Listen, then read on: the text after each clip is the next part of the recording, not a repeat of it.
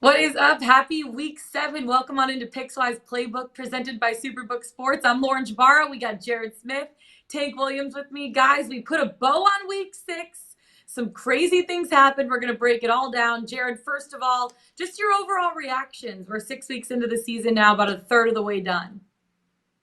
Not a lot of great games besides maybe like a select few of the primetime games, but for the most part, it's been pretty vanilla. Unders are hitting at an absurd rate. Not a lot of scoring. Play calling's been bad. Quarterback play's been bad. Again, there's been pockets of greatness. Bills, Chiefs, one of those moments. But again, there's a lot of games every Sunday. Most of them that I watch been pretty disappointing. It is crazy, Tank. Some maybe unexpected results from last week, including your Patriots, who you played for 2 seasons, beating the Cleveland Browns. Your overall take through 6 weeks of the season. Yeah, I mean, I think we talked about it earlier in the year. There's so much parity in the league, and it really shined through this past week where you have the Pittsburgh Steelers knocking off the Tampa Bay Buccaneers. We talked about that matchup against the Packers with the New York Jets, and we see how that panned out. You also have the Giants pulling off the win over the Baltimore Ravens, and so I feel like all these teams are pretty evenly matched. And you find some teams that are starting to get some early season momentum, like the Giants, like the Jets, and they're surprising some guys. So I'm looking forward to seeing if that can carry through the meat of the season when it starts really getting difficult as you try to make that push towards the playoffs. We're into the second third of the season. And just for people who don't know, or maybe you're tuning in to Pickswise Playbook for the first time, Tank Williams, my friend, first team All-American back in 2001. Yes. You'll love to see it, baby. You got to work it into every single show. We got it. Double A. Now I feel like I just need to work myself in. I'm trying to get into Creed 4. I think if I could get into Creed 4, then I could just really just have you just kind of saying my name with some oomph behind it. Yeah, I gotta, up my creds a little bit. That dude's in unbelievable shape, man. You can eat breakfast off those abs, huh? Okay, all right. I do love Michael B. Jordan, I will say. Creed 3 coming out in March. Make sure to check it out. They're a sponsor of the show now, along with Superbook Sports. All right, back into NFL. So season betting stats. The unders have been hitting at a wild rate right now. They've gone 56 and 36, hitting at about a 61% this season. The best against the spread teams. Maybe what people wouldn't expect. I definitely didn't expect this. The Falcons 6-0 against the spread. The Giants 5-1 straight up and against the spread. And the Bills 4-1-1 against the spread. 7 teams have 5-1 record for unders. Only 5 teams total have winning records against overs. It's really crazy when you look at some of these trends after 6 weeks, after a third of the season is done. Let's get into some of our biggest week 6 surprises. And I think, Tank, Jared and I have the same feeling about this, so we want to get your thoughts on it. Tom Brady missing Friday night with the team, missing Saturday morning walkthrough to attend Robert Kraft's wedding. Jared and I talked about it on the show. Jared was very shocked to hear this because it's something you don't really see, especially from a Tom Brady. Bill Belichick didn't even go to that wedding. It just seems like Tom Brady might not be 100% locked into football, which is okay. He's earned it. But have you ever seen a guy like that, a quarterback, especially of Tom Brady's caliber, miss practices during the season for an in-season wedding like that? See, that's the thing. Like, you usually don't see guys miss practices. I will say that your more high-profile players, they do get preferential treatment, so that's nothing new. But I believe it's the fact that, one, he missed the practice, and then two, you lose to a Pittsburgh Steelers team that Buffalo blew the doors off the week before. So I think when you add all those things together, then it makes you question some things that's going on, not only with Tom Brady, but with that Tampa Bay organization. Because, I mean, they're not too far removed from being the Super Bowl champs a couple of years ago, and now the team just seems to be in disarray. I mean, you have Tom Brady missing time training camp, and then he got preferential treatment for that, and now it carries over into the season. I'm not sure if this is going to be a cloud that kind of hangs over the team's head. Maybe they need to have like one of those players-only meetings and try to gather the troops, but I feel like the perfect remedy is going to be this. They play the Carolina Panthers this week. I'm not sure we're talking about that game, but, hey, that solves a lot of problems. Yeah, we are getting into that game actually in a little bit. Divisional matchup. That's going to be exciting to see. Jared, for you, you were shocked when you found out that Tom Brady missed the practices. If you were in that locker room, would he have lost some of your trust being a player for that team? No, I don't think I'm there. I trust Tom Brady. Here's where I struggle. The performance hasn't lived up to it even before that game. I mean, they were a 3-2 team heading into that game. Yeah. So even before time, like it'd be one thing if the Bucs were 5-0 and they were feeling good about themselves. They're going to Pittsburgh against the backup quarterback. All right, Tom, go have fun. Have fun at Robert Kraft's wedding, and enjoy yourself. We'll see you on Sunday. They were 3-2 prior to that, and they had looked bad at times.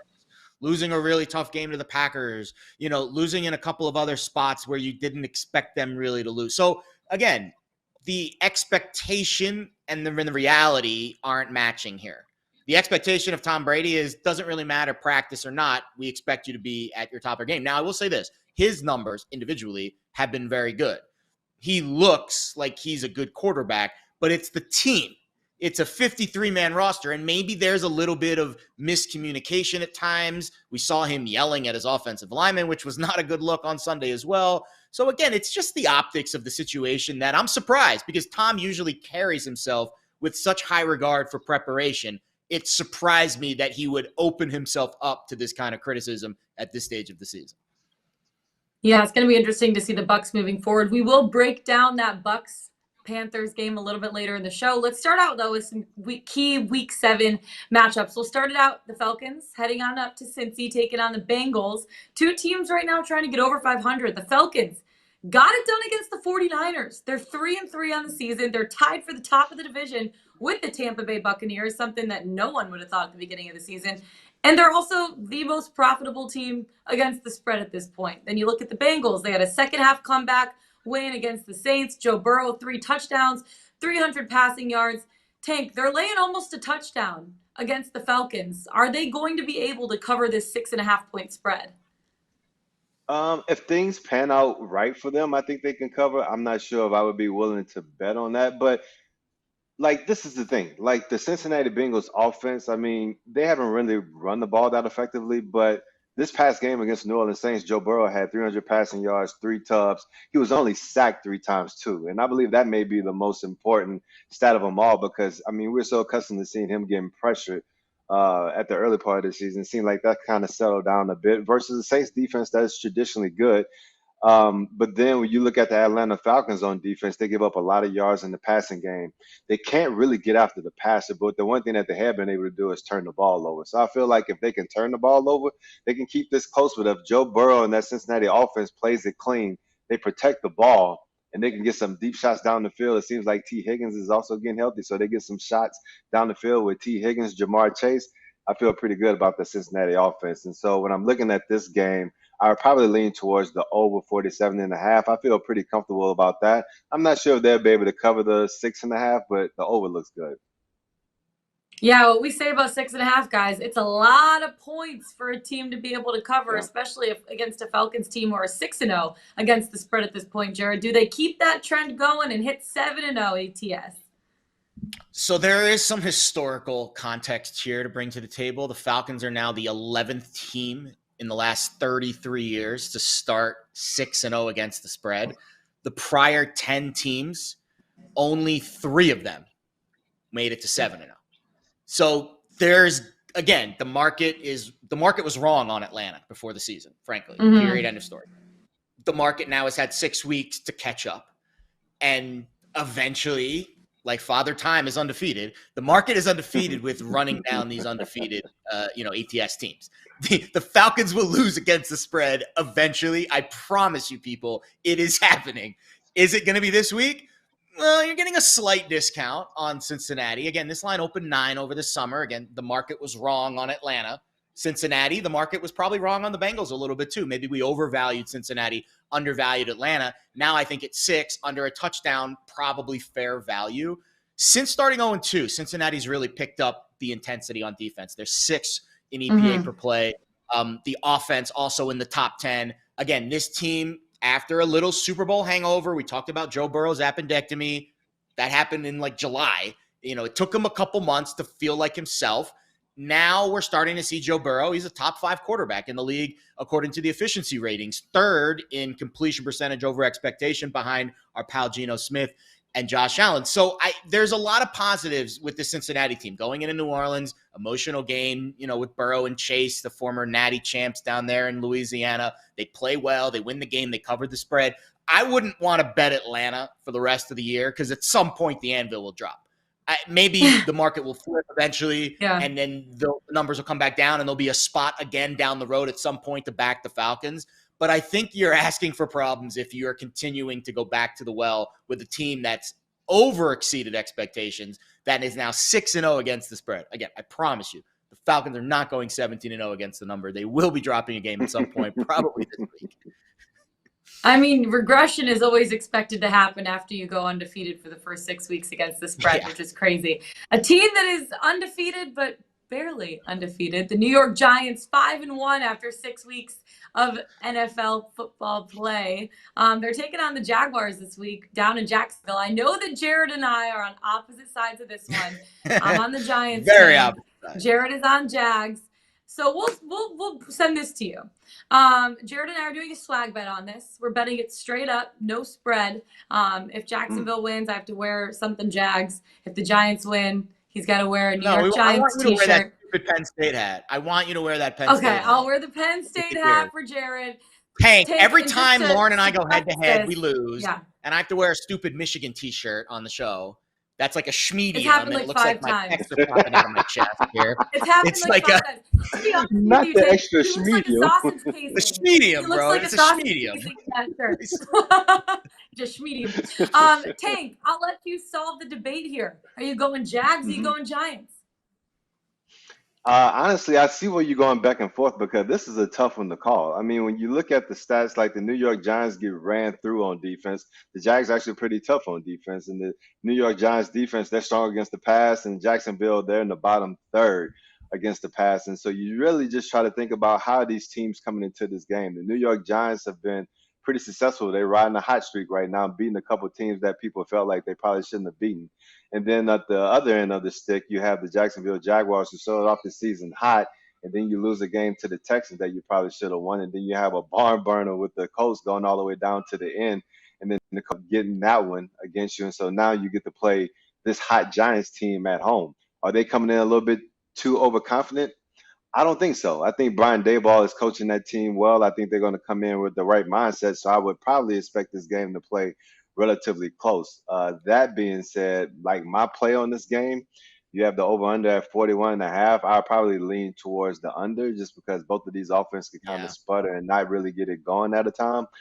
If I had to choose a side, maybe it's Jacksonville bouncing back. I mean, you give them the home advantage. They're the home team. Maybe they're going to be the ones that win, but I wouldn't feel comfortable betting that. I feel more comfortable betting the under. That's fair.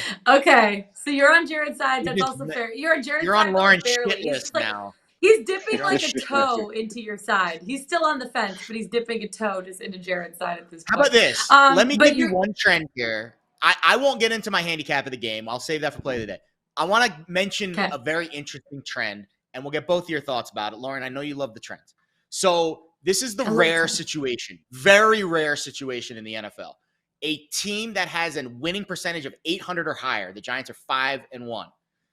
At this stage of the season, again, after 1 or 2 games, it's not a big deal, but after 6 games, a team with a winning percentage of 800 or higher, a really good record, is an underdog against a team with a winning percentage of 400 or lower, a.e. a really bad team with a 2-4 record.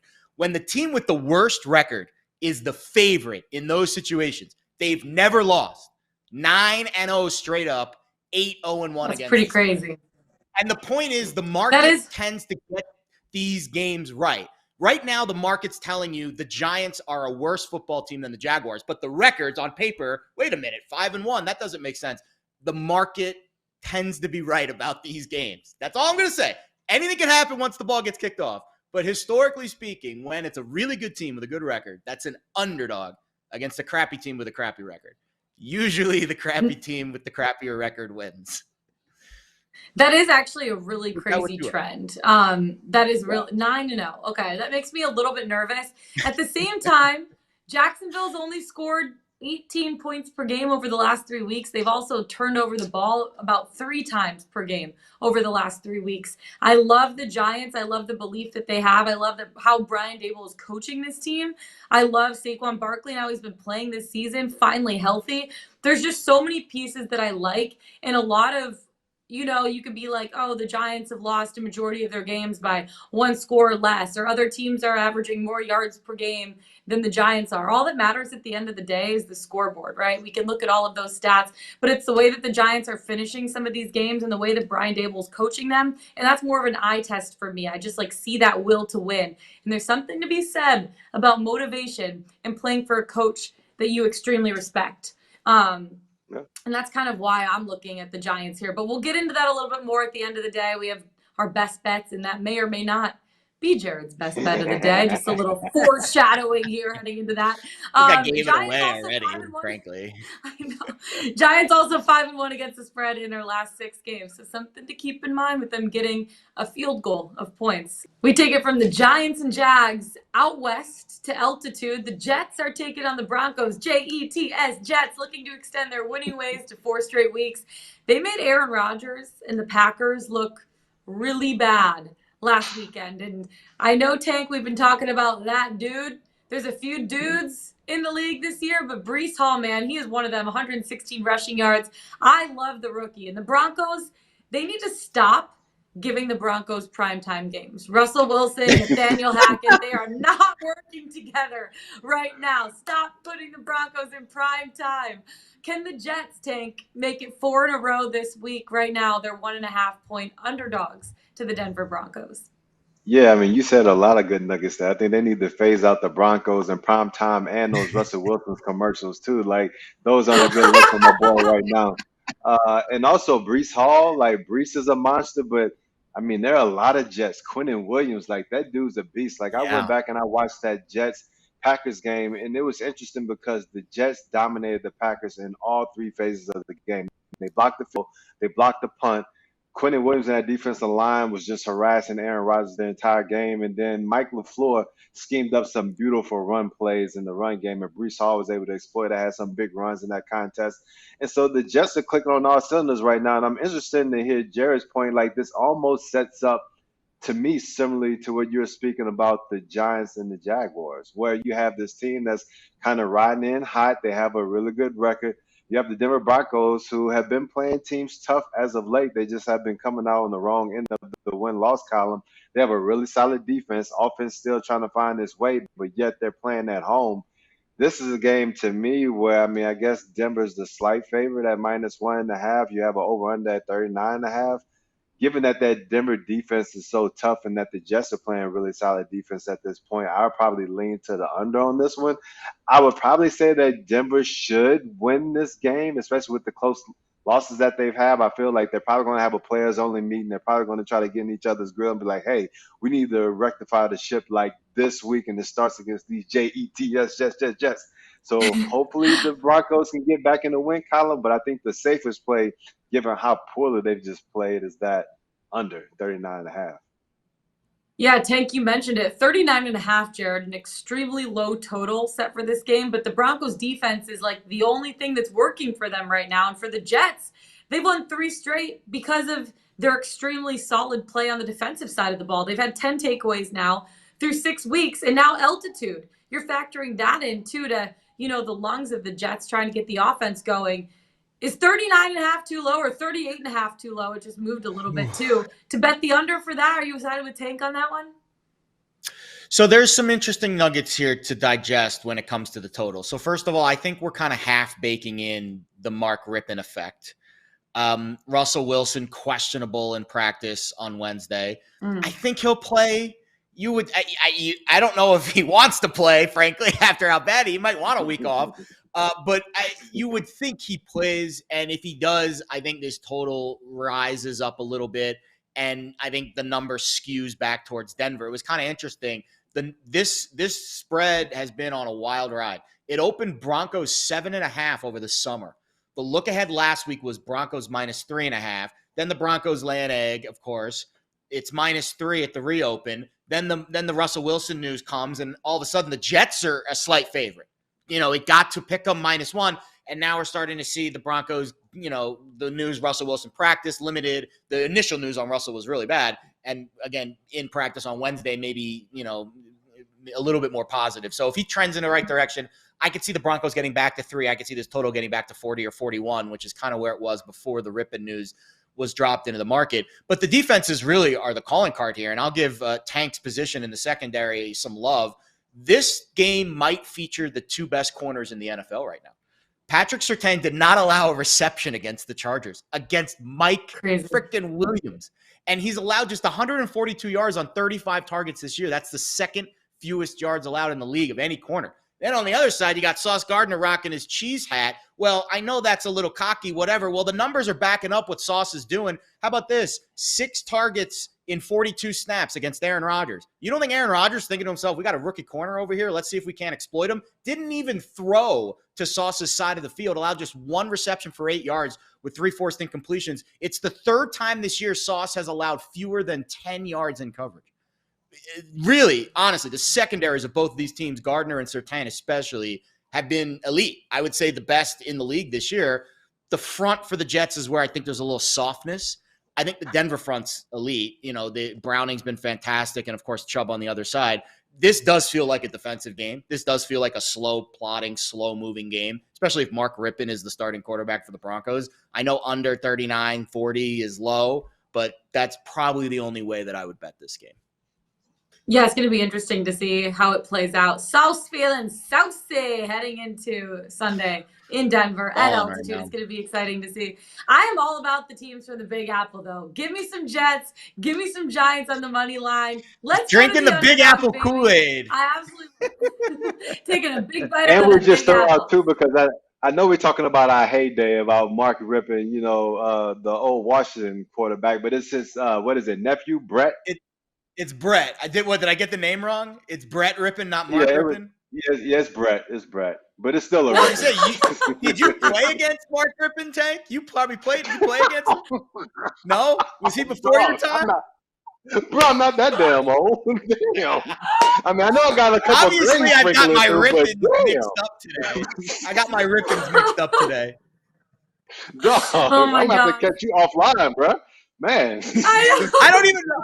Wait, when did Mark Rippon play? When did he play? I am so sorry if it's really old. I honestly don't even know. No, Mark Rippon played like in the 80s. I feel. My bad. Like, dog, I was born in the 80s. Come on, man. Damn. I may need to go give me some damn Botox or something. Like, what's really going on? Yo, we're getting saucy on the show today. We're feeling saucy like Sauce Gardner. Oh my gosh, Tank, I think you look, come on, you look fantastic for your age, Tank. You really do. Skincare routine is great, bro. We need your skincare regimen. Oh man.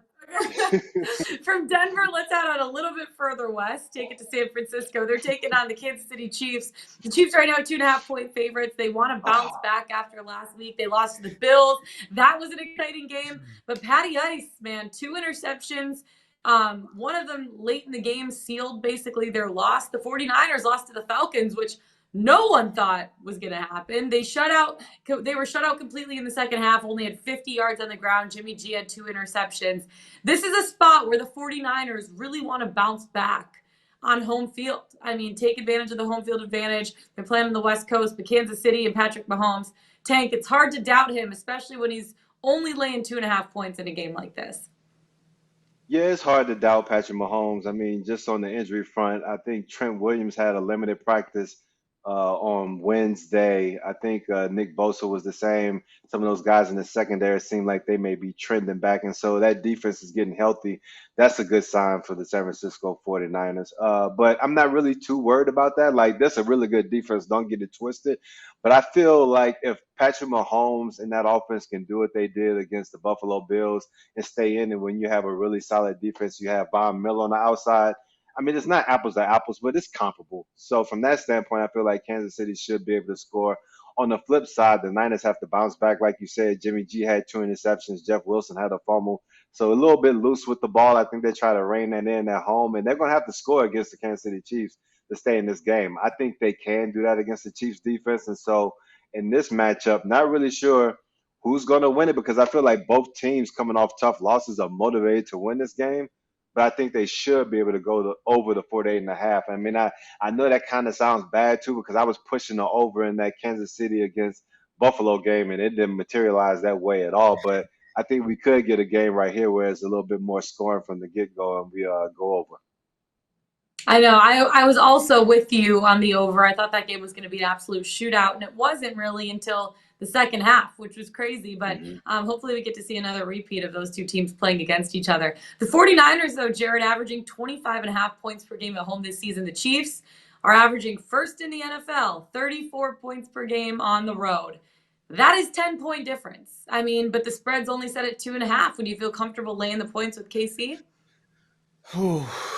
Tank nailed it. The injury report with San Francisco in this game is everything. It will dictate so much of how the Niners play defensively. Jimmy Ward also the key piece, I think, in the secondary. The free safeties missed the last couple weeks with a broken hand. I heard he was testing out a cast in practice yesterday. Those three guys, Ward, Bosa, and Trent Williams, the left tackle, all getting in limited work is very encouraging. There's some other guys that didn't get in.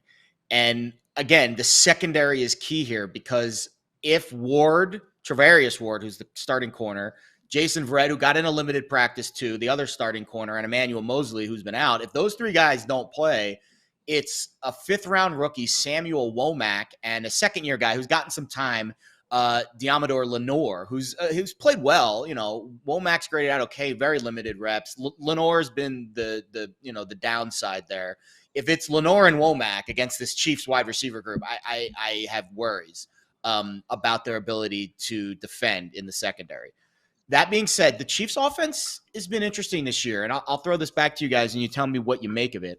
So usually we think of Mahomes as this very clutch guy in the fourth quarter, late downs, he's been great, early downs, so. But 10 drives with a one-score lead, tied, or trailing in the fourth quarter this season. The Chiefs have only scored 3 times, 2 touchdowns and a field goal. The 7 non-scoring drives of those 10, 3 punts, 2 game-ending picks, a missed field goal, and a fake field goal that failed. Again, Mahomes' numbers have been fantastic over the long haul, but some of those moments that Kansas City usually has stepped up and excelled in, they haven't quite done that this year. And this is going to be a really tough, again, if the defense for the San Francisco is healthy, let's put that in a vacuum. This is going to be a really tough test for Mahomes and this Chiefs offense. Can they finish those drives off? And can Jimmy G move it against the Chiefs defense, which I think he can. So I kind of like the Niners a little bit here, especially if I'm getting 3 at home. I think that's where I would lean with the side. You would think points are going to happen if the Niners offense sets the tone early and Kansas City has to match, takes the running game out. Probably a little bit of a different tempo than we saw last week. Buffalo really tried to slow the tempo down. So did the Chiefs in that game, and it really showed. There were some red zone turnovers. But I would say I'd be off the total, but I kind of like the Niners catching 3. If those defensive guys are healthy, I think the Niners catching 3 at home would be a bet for me. Yeah, the home team is 5-0 in the last 5 meetings. Tank, to Jared's point, do you think that they can finish out those drives against the 49ers defense that is top 3 in the league this year? I really think it speaks to the injuries that he was referencing. I think the one thing that we saw from the Buffalo Bills last week is that when needed, they were able to just man up against the Chiefs because who really scares you streaking down the field? I mean, MVS has some speed, but he's going to catch 50% of the balls. The other ones he's just going to drop. And so you really don't have Tyreek Hill anymore. That's just going to blow the top off the defense and really scare you. So teams are saying like, all right, we have Patrick Mahomes in like these third and intermediate situations where normally they wouldn't want to play man. They're more willing to play man defense right now because especially if you have a guy like a Von Miller or you have a guy like a Nick Bosa, he's not going to be holding the ball for that long. You just can't because those guys are going to be putting stress on the quarterback. So I think if that secondary is healthy enough to play man in some situational ball, that's really going to help that 49ers defense. But if they sit and play zone, I mean, zone is what Juju does. Like, he can go ahead and tear a zone up. And if you also play zone, that gives Patrick Mahomes time to kind of sit back there and pick you apart. So I would look forward to if the Niners defense being healthy, playing man, getting some pressure on Patrick Mahomes and forcing him into some tough situations. And then that's when you give advantage for the Niners. Mahomes Let's eats head up south zone a little. too. Oh, Like honestly, that's the final point. That's like Mahomes is like first in the league against zone. Like he destroys zone yeah. coverage. Now, not every zone's created equal. The one thing I'll also say too, Jimmy G has excelled in this spot. 13-3 against the spread as an underdog. When he's not supposed to win, that's when we see usually Garoppolo's best game. So I've got my popcorn for this one. This is going to be. See, even Jimmy G is calling Lauren right now to make sure that we don't doubt I him in know. this game. I got Jimmy G calling me. He's ready to go. Actually, it was we Michael got B. it. Jordan. This is gonna be a It was fun Michael one. B. Jordan. I've got my It popcorn was for this Michael one B. for Jordan, sure. guys, calling me, not Jimmy G. Sorry. We're heading south, guys. We're heading south in California, taking it to the Chargers in LA. They're taking on the Seahawks and Geno Smith. The Chargers, albeit not playing extremely well, they're looking for their fourth straight win. They barely got by the Broncos last week. They didn't really finish long drives, only one touchdown from Austin Eckler, but the Seahawks were who really surprised me last weekend going up against the Cardinals. They held them to 9 points, and their defense is not really what the Seahawks are known for this season. But Geno Smith, Jared, I know you were high on Geno Smith, completing about 73.4% of his passes. He's thrown for 9 touchdowns. Tank, have you ever played with a quarterback that has completed almost 75% of his passes on the season? I believe that's unheard of, really, and especially when you think of it, because I mean, honestly, like I don't think we talk about it enough, and sometimes you just have to go there. Like going into the season, like the Seattle Seahawks was the running joke for everyone going into the season. We were just thinking how bad they were going to be, how they didn't have a quarterback, how they were just going to get whooped by every team that they faced. And it hasn't been the case. Like, man, Geno is still not writing back, and I love every week of it. Like the dude has just been playing out of his mind. They have a run game, even though they lost Rashad Penny. Like K Dub 3, Kenneth Walker, like he's been running that rock.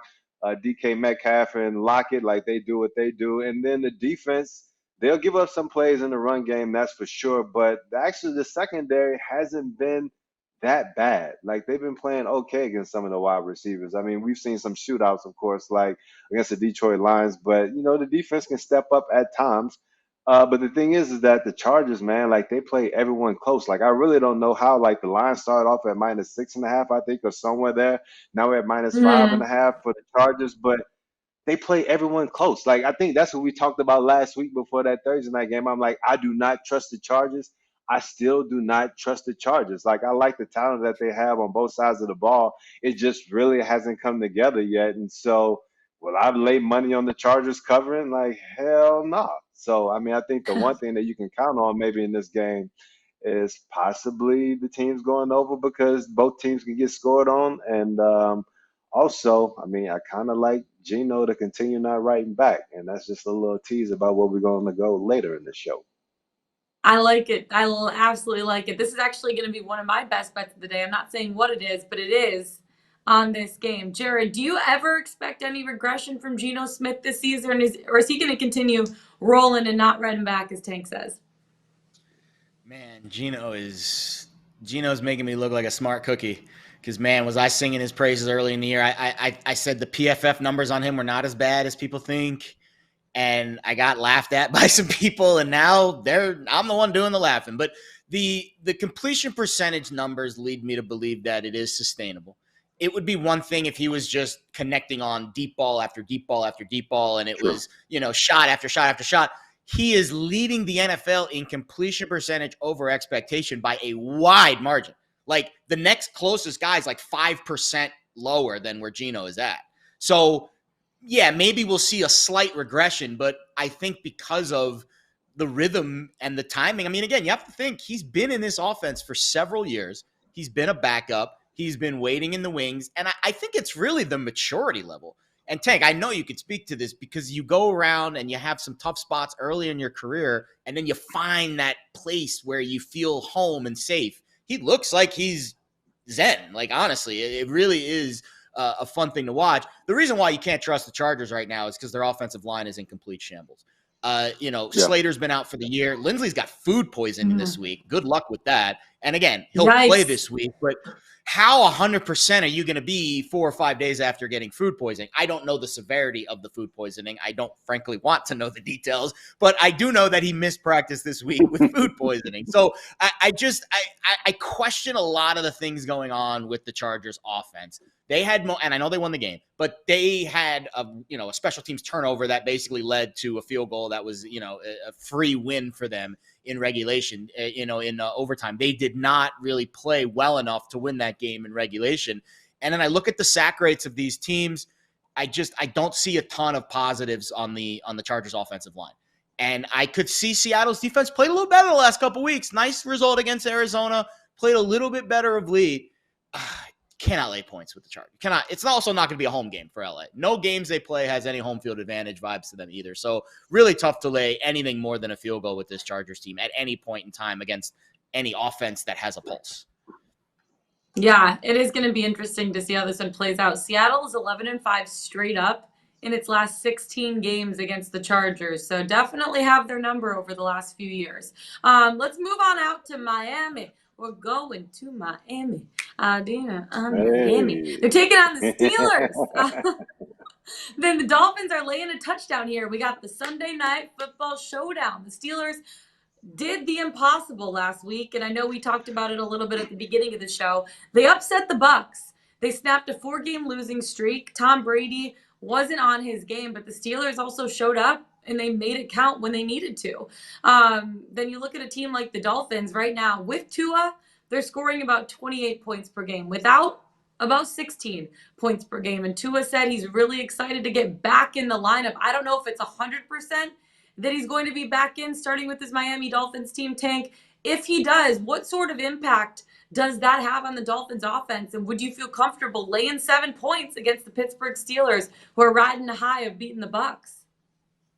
I mean, I think given the parity in this league, I don't feel comfortable laying that points with any team. Like, that's just the way it's been this season. But I will say that I wouldn't be surprised if McDaniel try to, slowly reintegrate Tua back into that offense. But that being said, like, the Pittsburgh Steelers can be had through the air. Like, we saw what Josh Allen and Gabe Davis did to those Steelers like a couple of weeks ago. That's why I felt like Tom Brady and Mike Evans should have done work on them last week. So surprised that they didn't.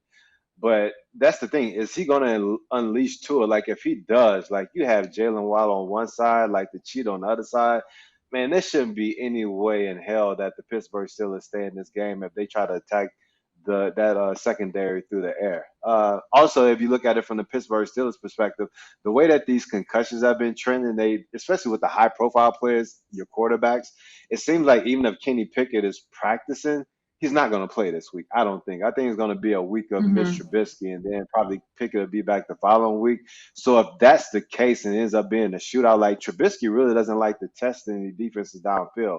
That's more Pickett's alley. So I don't know if I really like Deontay Johnson, the Claypools, and the George Pickens, like challenging that weak Dolphins secondary deep, because I just don't think it's in Trubisky. So that being said, like, I give the lean towards Miami. I don't know about that 7, but I give the lean towards Miami. But given that both of these defenses give up points, probably definitely over that 44.5.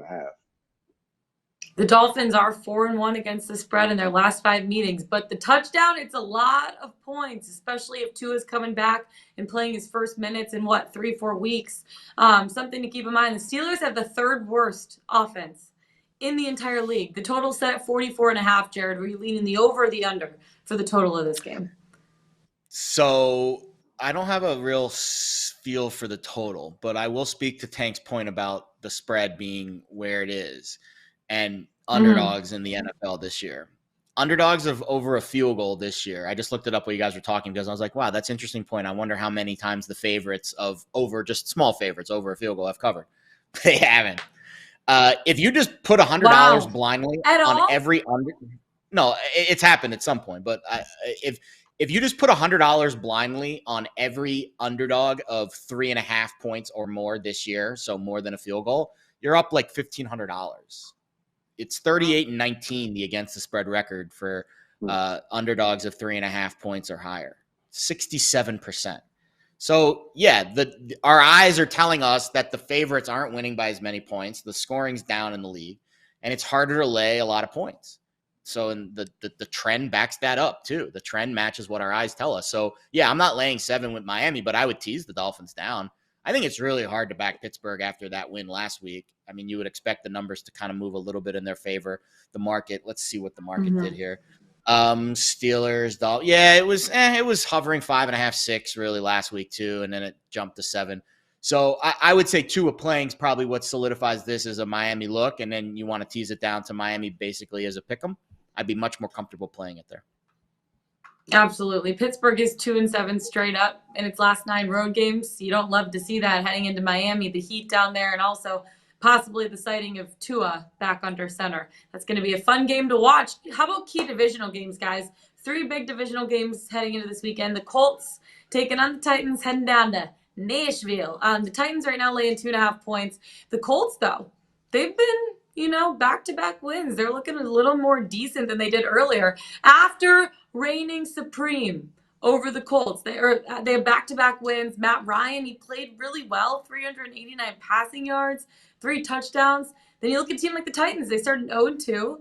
They've now won 3 straight games. They're coming off a bye. Derrick Henry got into stride in week 5, 102 yards, finally starting to see him come to fruition.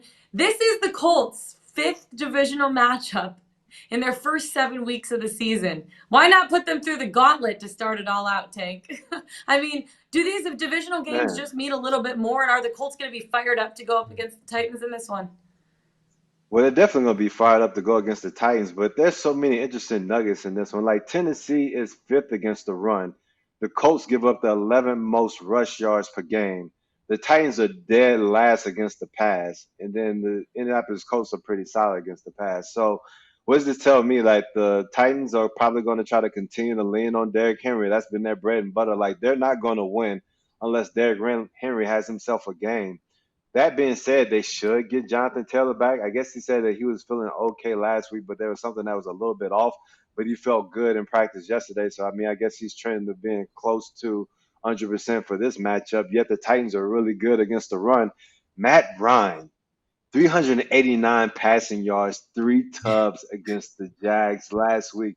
Like, that's impressive. And the Jags are also really tough against the run, and so they decided to go out there and throw the ball around. And you can do it against the Titans because they're really bad. So this is an intriguing matchup to me. Like I think these teams sometimes they can play like those kind of like old like AFC Central matchups where it's like all big and bruising, and sometimes they can just kind of let the points fly on the board. This may be one of those games where the points just fly on the board, and I'm here for it. That being said, like which way am I leaning? I think with it being 42.5, I like to go with the over here. Tennessee playing at home, I really don't know who's going to win this matchup, honestly. So I probably wouldn't even mess with the side. I would just go with the over. Yeah, it's going to be interesting to see how this one plays out. You look back to week 4, right? And these two teams played. The Titans had 3 sacks, an interception, a fumble recovery. And then you look at week 6, Matt Ryan, and he looks like a completely different dude. Jared, what Matt Ryan are we going to see in this game? Because I know Jonathan Taylor's coming back. He still might be a little bit banged up because something's still tweaked there. I feel like a lot more of this game is going to rest on Matt Ryan's shoulders. Are we going to see week 4 Matt Ryan against the Titans or week 6 Matt Ryan threw for 380 plus yards and 3 tutties? Is Michael Pittman and Alec Pierce playing? Yeah. I think we're going to see a little bit more of what we saw last week with, again, those 2 guys are key. And it kind of speaks a little bit to what, like I'm trying to make some parallels with that Giants-Jags game where you see how vulnerable Jacksonville is in the secondary, but then again, not to beat the Giants drum too much, can the Giants offense take advantage of that? We'll get to that game later. But I think Indy's offense is starting to find a little bit of their sea legs here. And listen, they underperformed the first few weeks of the year. It was a new quarterback in a new system with Pittman and Pierce both out. Now Pittman and Pierce are healthy. We've had 6 weeks of Matt Ryan getting comfortable with Frank Reich's scheme. You're starting to see, and again, say what you want about Matt Ryan in close games, Super Bowls, whatever. Over the long haul of his career, he's been a very productive quarterback that's won a ton of games. So I expect against the Tennessee defense that is as vanilla as it gets, especially in the secondary, I expect Matt Ryan to be able to move the football. Now, here's the question. On the other side of the ball, Jonathan Taylor, fine. Not worried about the Colts offense. I'm worried about the Colts defense because they were gashed by the Jags offense, running the ball right down their throat. No Kwity Paye, no Shaq Leonard. Huge difference. Are those guys going to play this week? I was on the Colts last week, assuming at least one of them would play. Not only that, Hines and Taylor. So again, we're taping this show on a Thursday. If those guys don't play and you have Derrick Henry with no Kwity Paye and no Shaq Leonard for the Colts, this is a completely different handicap. So please, as much as we can beat this game to a dead horse on a Thursday, look at the injury report on Sunday. Kwity Paye and Shaq Leonard need to be in the lineup if the Colts have any chance of stopping the run. That's really the only nugget I can give to you here. The injury concerns on the Colts defense makes this game completely different if those two guys are not in the lineup. Absolutely does. Tank, I found a little nugget that will help your under out. The total is at the under in 10 of Indy's last 11 games. So if you like a good trend, that's a good one to be taken. Let's take it out to the Panthers. They take it on the Bucs. We have an NFC South matchup. The Bucs need a win this week. Tom Brady attended Robert Kraft's wedding.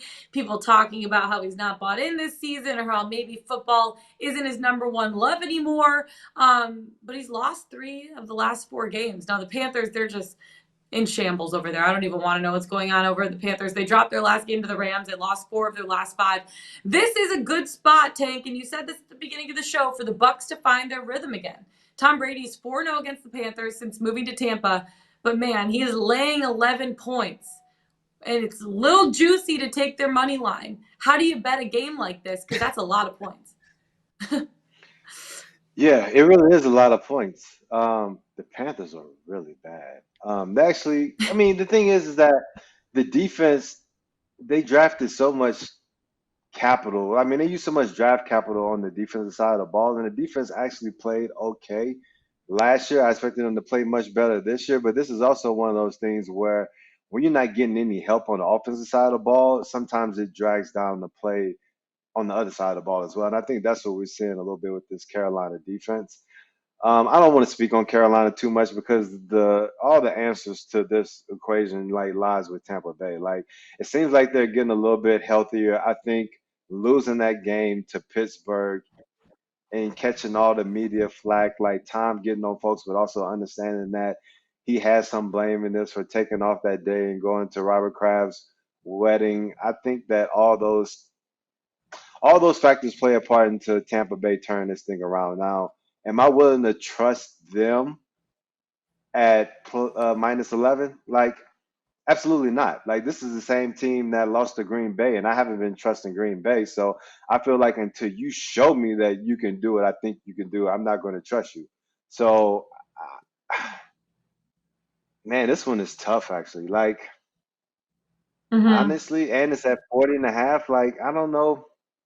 I mean, maybe you just play the under on this one. I don't know. Like, I don't want any parts of like trying to bet Tampa Bay like minus 11 in this one. Like, it just doesn't make sense to me. I don't know. Yeah, it's a tough spot to bet, and obviously we all know, and well, I mean, it'd be crazy if the Bucs don't win this game. It's just the fact that the money line's a little juicy. Are they going to cover the 10.5, 11 points? Depending on what sportsbook you're looking at. The Panthers quarterback room right now, though, who's starting under center? Sam Darnold, Right. Matt Corral on IR. PJ Walker. Baker missed last week with who's starting? It's PJ Walker. PJ Walker. PJ Walker. Yeah. So so they're not going to do anything on offense, but it's just, can you trust them? I don't know. It's tough. Mm-hmm. Yeah. Well, here's the nugget on Walker. 1 completion beyond the line of scrimmage last week, and it was just 1 yard beyond the line of scrimmage. Like, he literally only completed 1 pass beyond the line of scrimmage. That's crazy. You cannot win in the NFL if that is your offense. This is not Air Force. This is not the triple option. Like, you have to throw the ball down the field. You have to have intermediate success across the line of, across the middle with your out routes and your curl routes and all that route combinations that most quarterbacks have an ability to read at a pretty basic level. The thing I did in high school football, you read the curl flat combination. You have 2 guys on the left. The guy on the outside runs a curl. The guy on the inside runs a flat. Both routes are beyond the line of scrimmage. You read the outside backer, and he tells you where to throw the football. That's the most basic route concepts you could think of in the NFL. And I don't even think the Panthers are executing those effectively. And the So crazy thing is I that don't know. they were up. They were up 10-7 at halftime last week, though. That's the thing. Crazy. They're that bad, but they're staying in games. So like that's what I can't reconcile. Matthew Stafford pick 6, right? Like that was why they got that touchdown. I mean, listen, I cannot come up with a logical reason to put my money on the Panthers here. There is nothing that says their offense can score.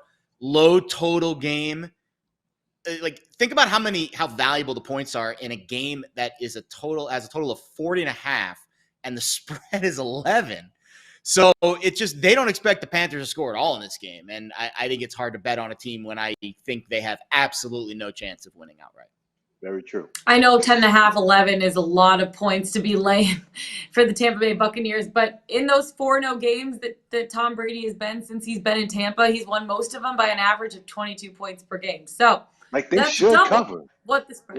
Yeah, they should cover. Yeah, sure. And the favorite is 5-0 against the spread in the last 5 meetings between these two teams. So 2 trends that could help you out a little bit. I might lay the points of the Tampa Bay Buccaneers because I'm not getting in the way of an angry Tom Brady and a Bucs team who is really disappointed with their game last weekend. I'm betting on Tom Brady to cover in the spread here, but only putting about a half unit on it. What about the Browns and the Ravens right now? This spread is another big one. The Ravens laying 6.5 points in this AFC North head-to-head matchup. Now, the Browns have been underwhelming this season. They probably hit rock bottom. They lost to Bailey Zappi, as Jared likes to say, Zappy hour, and the Patriots 38-15. They got crushed. The Ravens also extremely underwhelming, especially in fourth quarters. They haven't had back-to-back wins all season. They blew 3 late-game leads, including last week to the Giants.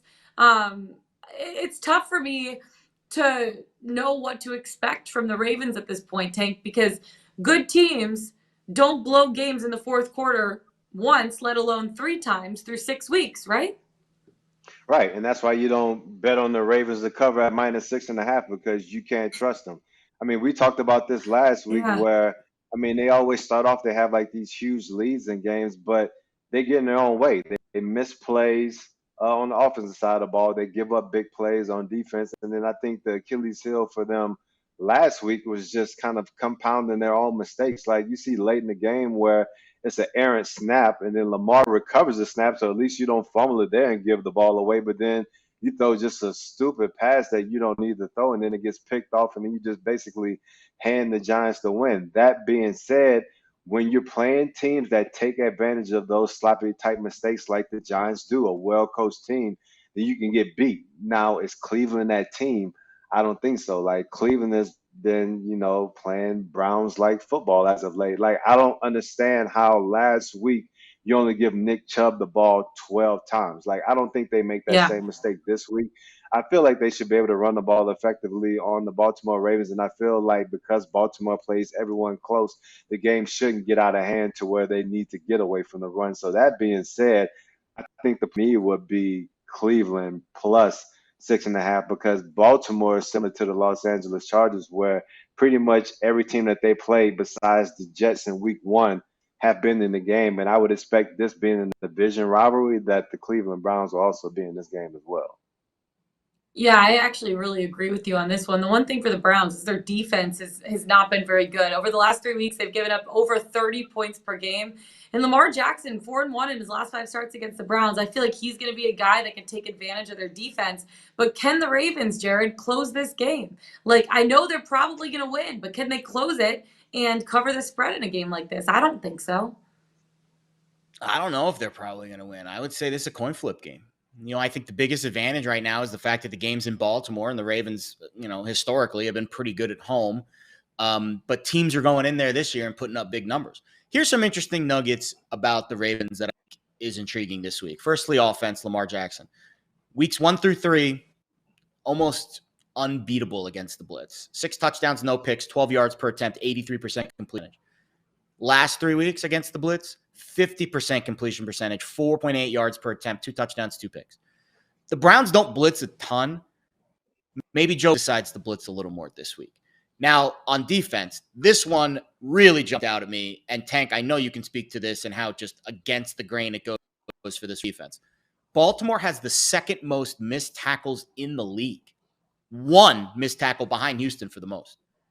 That is just so outside of the realm of what we normally think of with this Ravens defense. So, me, the Browns running the football, set the tempo, set the edge, put some pressure on Lamar Jackson, and force this Ravens defense to tackle, because clearly they've been allergic to contact so far this season. And the big spots have all favored the opposite team. It's just, we haven't seen the full 60. Maybe we'll see it at some point. But I think the full Baltimore is pretty good, but we haven't seen it yet this year.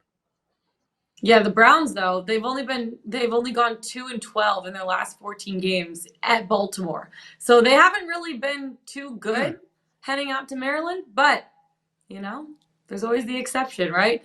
Let's head to Monday Night Football. We have the Bears taking on the Patriots. Woo woo! The game everyone's so excited about this week. Another awesome primetime game between two top 10 teams. Not, but it's okay. The Patriots, though, they are laying a large number against the Bears. Monday Night Football putting a bow on Week 7. The Bears hit a new low this season, losing to the Commanders in Week 6. Now lost 3 straight. The Patriots celebrated their way all the way from Cleveland back to New England after Bailey Zappi-Hour had the best game of his career, 24 of 34 for 309 yards and a touchdown.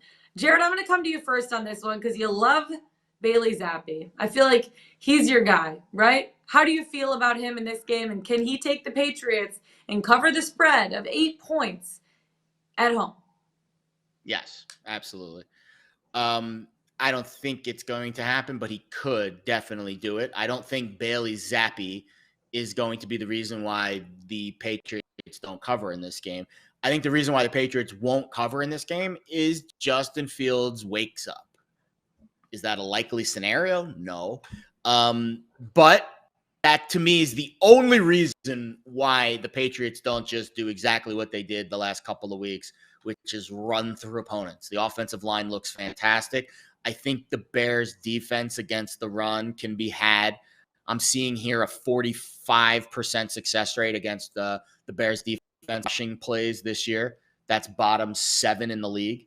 So Ramondre Stevenson, look out, bud. Could be your week again. Bailey Zappi just doesn't have to screw up, honestly. And I hate the word game manager, but he has talent. All these quarterbacks in the NFL, they have talent. The word manager is just like a cliche us media people like to use to make it sound fancier than it is. But Bailey Zappi just has to play the game plan, effectively execute it the way that the Patriots offense wants it to be executed. And I think this team should win and probably cover. Great teaser spot this week. Low total game, high 30s, get the Pats from 8-2. Probably going to be in my teaser this week. I'll drop that column either Thursday or Friday on Pickswise.com. Take Bailey Zappi, in my opinion, looked like Tom Brady. I had to squint, close my eyes. I'm like, who do they have under center this week? Slow down, Tiger. The Bears' road defense is 7th worst in the league. If you're defending a guy like Bailey Zappi, is he easy tank to shut down? Is he kind of just a game manager similar to what we saw in Cooper Rush? Because over the last 2 games, the Pats have scored 67 total points. That's a lot. See, the thing that's difficult when you have a young quarterback, you can't let the team have success in the run game. Like, you want to be able to take away the run and then force that young quarterback to beat you. And what we saw is Ramondre Stevenson was running all over Cleveland last week. And so, that made it an easy win for the New England Patriots. And I think they're going to try to use the same model this week. Like, the Chicago Bears give up the fourth most rushing yards per game.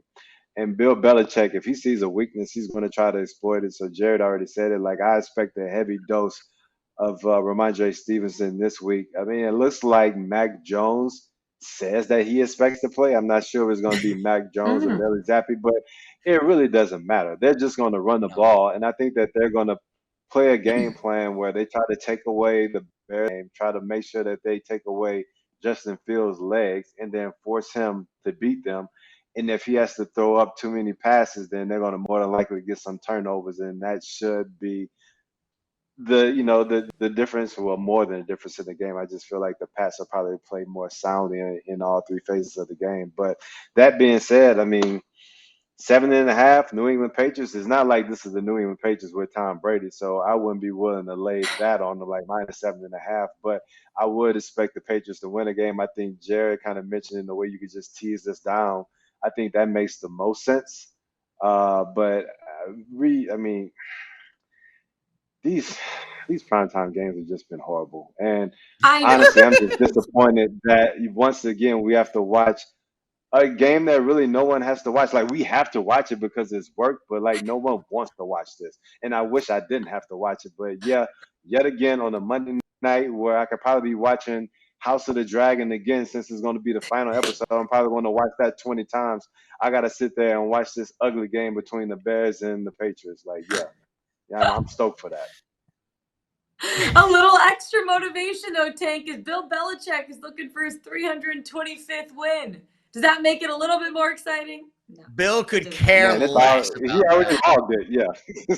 Bill could. It's already in the bag. I dare someone to ask him about that post-game press conference. Oh my God, he'd be stone-faced. Reaction. He'd be like, we're already on to whatever their next opponent is. I would run out of that room. It's wild. Yeah, so that's interesting. We're so excited. Sorry you can't watch House of Dragons. Is that what it is? The new game of House of the Dragon. Get it right, Jabara. Come on, get on. Sorry, board. I'm not a big. I don't watch it. I should. She's a Desperate Housewives Bachelor kind of gal, Tank. She doesn't like the sci-fi fantasy stuff like we do. It's okay. Oh, it's okay. We love her anyway. You know, maybe I'll check it out and let you guys know what I think. I feel like I need to watch Game of Thrones first. Episode on last week. I mean, you can binge it now. You can binge it now. Yeah. You can. Okay. Absolutely. Maybe on an off day when I'm on the road with the Hawks, I will just sit in my hotel room all day and binge watch You're gonna do Land of the Dragons like go to or the whatever gym it or is. something. I'm in. You're I'm in. Go to the Let's gym. do it. Let's get into our teaser time. We talked about this game, teasing it. Jared, what are your teasers that you have this weekend? Yeah, I think Pats, Raiders are at the top of the list. Bucks would have been there, but it's moved through that teaser number of 9, so it's tougher. I wouldn't go from 10 to 4. But Raiders from 7 to 1, from 8 to 2. You want to talk about on the underdog side, if you get the Jets from +1.5 to +7.5, I would consider that, even though I do think the Broncos win that game. I don't love teasing higher total games, but the Niners fit the profile at 2.5 to 8.5. It's not a insanely high total like the Chiefs-Bills game was last week. But those would be my options. Chiefs to 8.5 or Niners to 8.5 is fair. But really the two that I like, those two favorites, and you can even put them in a money line parlay. You don't even have to tease them depending on where your juice is. I wouldn't lay more than -120 for any teaser. But Raiders and Patriots seem like a pretty fair option this week. I love it. For all of that, make sure to check out Superbook Sports because Pickswise Playbook, presented by the one and only Superbook Sports. Make sure to download the Superbook app or visit superbook.com right now, and they're going to match your first bet up to $1,000. Plus, this season, guys, we are rooting for safeties. If you place a $100 pregame bet on any spread or any total at Superbook, and there's a safety scored in any game on Sunday, you get a $50 bonus. Visit superbook.com for terms and conditions and to sign up for the #1 voted sportsbook in Vegas. It's now available at the palm of your hand. Superbook.com. Check it out. All right, time for our best bets of the day, gentlemen. Tank, I'll let you go first. Who do you got for your best bet week 7? Hey, we're going to Seattle +5.5. Like I said, I was on this one at +6.5. I'm still on at +5.5. The Los Angeles Chargers, can't trust them. I mean, all they do, I don't care who the head coach is. I don't care who the quarterback is. Until they prove otherwise, they're going to continue to charger. And so I think that you can pretty much bank on them charging with the solid Seattle team coming in that's been playing well on offense, opportunistic on defense. There was a game where I thought it was going to be a shootout last week, and they held my man Kyler Murray and that Arizona offense down. And so I feel like even though I like the pieces that the Chargers have and they can explode at any moment, I feel like regardless of the game script, Seattle keeps this one close. So I feel pretty comfortable in them +5.5. I'm actually betting that same game for my best bet of the day, but I'm looking at the over total 50.5 for this one. I love Geno Smith. I love how he's been playing, completing about 74% of his passes, which is unheard of. He's thrown for 9 touchdowns. We haven't seen the regression yet. Both teams' offenses, like you were saying, are extremely strong. The Seahawks averaging 356 yards per game. eighth most points per game with 24.3. Now the Chargers, seventh in the league in yards per game and 11th in points per game, 23.5. You add those together, that basically hits the total. I feel like this game is going to be a little bit of a shootout. Seattle's defense hasn't necessarily been very good this season, except for last week. They're second to last in the NFL in giving up points per game, 27.2. Chargers aren't much better, seventh worst in the league, giving up 25.2 points per game. And the over has gone 4-2 in the last 6 games between the two teams. So I really like the over. I expect it to be a shootout. I want to see a lot of points being scored in this one. Jared, your best bet of the day. We're getting into our little swaggy bet that we're doing to end the show. Uh-oh. Tell me why you like the Jags. Yeah, you can explain the swag bet at the end because there's some options to the line, but I'm laying 3 with the Jags, and I'm willing to lay the points here. This line opened 2. It quickly jumped to 3 earlier in the week, and that is despite the vast disparity with these teams' records. And again, I gave you guys the trend earlier in the show. The market tends to sniff these spots out when you have a team that's kind of gotten by smoke and mirrors into their teeth, which is what the Giants have done, and they're facing a team that is well beneath them in the standings, yet that team is favored. The team that's favored doesn't lose in those spots. It hasn't happened yet in these, parameters that I gave you with the Giants record and the Jaguars record at this stage of the season. So there's just a lot of things to like about this Jacksonville spot. The situation certainly favors them. I think they're also still fighting for the playoffs at 2-4. They need to get some wins under their belt. The Giants are kind of fat and happy right now at 5-1. Everyone's talking about how great they are. And maybe Brian Daboll mitigates that a little bit because he is a fantastic coach. Take nothing away how good of a job he, Mike Kafka, and Wink Martindale have done, kind of the holy trinity, coaching this Giants team. But when I look at the offense, I see nothing outside of Saquon Barkley. The offensive line has played well. Andrew Thomas grading out as one of the best tackles, the best tackle, frankly, in the NFL, according to PFF. But missed practice on Wednesday with a bit of an elbow injury. I'm assuming he'll play, but just keep an eye on that. Because, again, you've got Neal on the other side, the rookie at Alabama, who's also played very well. So you have these bookend tackles keeping Daniel Jones upright, but there's not a lot outside of Saquon Barkley. There's no push down the field. You got rookies at wide receiver and tight end. You've got injuries to their key other skill guys. I don't see a ton of vertical challenge for this Jacksonville defense, which has been a very good, stiff, sturdy Jacksonville defense, especially up front. If I want to guess how the game script plays out, Jacksonville stacks the box. They take away Saquon Barkley. They make Daniel Jones beat them, and Jones makes some kind of mistake at some point in the game that gives Jacksonville the victory. Trevor Lawrence been a little turnover prone over the last couple weeks.